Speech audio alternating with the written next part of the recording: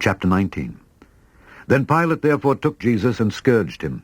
And the soldiers platted a crown of thorns and put it on his head. And they put on him a purple robe and said, Hail, King! Hail, King of the Jews!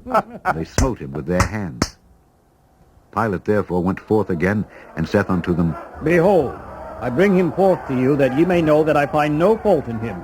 Then came Jesus forth, wearing the crown of thorns and the purple robe.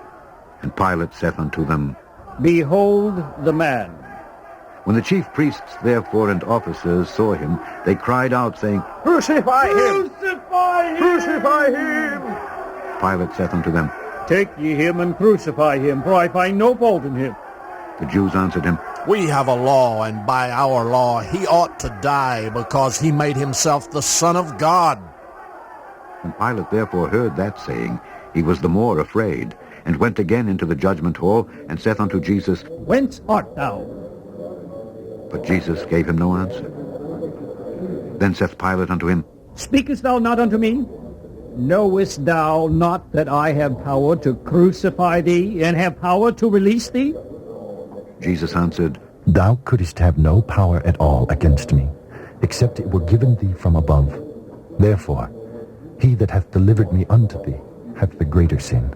And from thenceforth Pilate sought to release him. But the Jews cried out, saying, If thou let this man go, thou art not Caesar's friend. Whosoever maketh himself a king speaketh against Caesar. When Pilate therefore heard that saying, he brought Jesus forth, and sat down in the judgment seat in a place that is called the Pavement, but in the Hebrew, Gabbatha. And it was the preparation of the Passover, and about the 6th hour. And he saith unto the Jews, Behold your king. But they cried out, Away with him! Away with him! Crucify him! Crucify him! Pilate saith unto them, Shall I crucify your king? The chief priests answered, We have no king but Caesar. Then delivered he him therefore unto them to be crucified. And they took Jesus and led him away. And he, bearing his cross, went forth into a place called the place of a skull, which is called in the Hebrew Golgotha, where they crucified him, and two other with him, on either side one, and Jesus in the midst. And Pilate wrote a title, and put it on the cross, and the writing was, Jesus of Nazareth, the King of the Jews. This title then read many of the Jews, for the place where Jesus was crucified was nigh to the city, and it was written in Hebrew and Greek and Latin. Then said the chief priests of the Jews to Pilate, Write not, the King of the Jews, but that he said, I am King of the Jews. Pilate answered, What I have written, I have written. Then the soldiers, when they had crucified Jesus, took his garments, and made 4 parts, to every soldier a part, and also his coat. Now the coat was without seam, woven from the top throughout. They said therefore among themselves, Let us not rend it. Yeah, but cast lots for it. Whose it shall be? that the scripture might be fulfilled, which saith, They parted my raiment among them, and for my vesture they did cast lots. These things therefore the soldiers did. Now there stood by the cross of Jesus his mother, and his mother's sister, Mary the wife of Cleophas, and Mary Magdalene.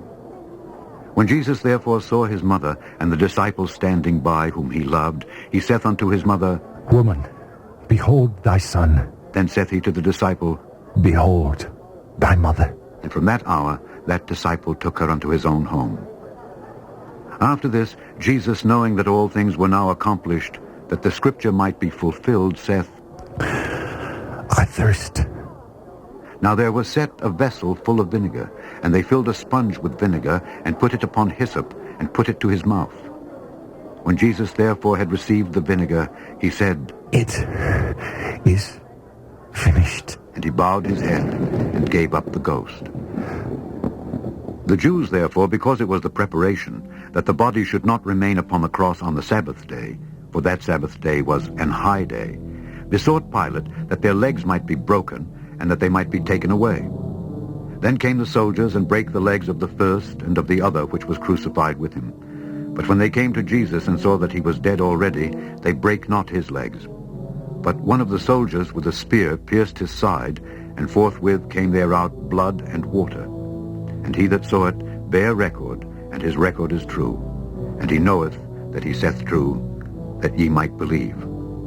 For these things were done, that the scripture should be fulfilled, a bone of him shall not be broken. And again another scripture saith, they shall look on him whom they pierced. And after this, Joseph of Arimathea, being a disciple of Jesus, but secretly for fear of the Jews, besought Pilate that he might take away the body of Jesus.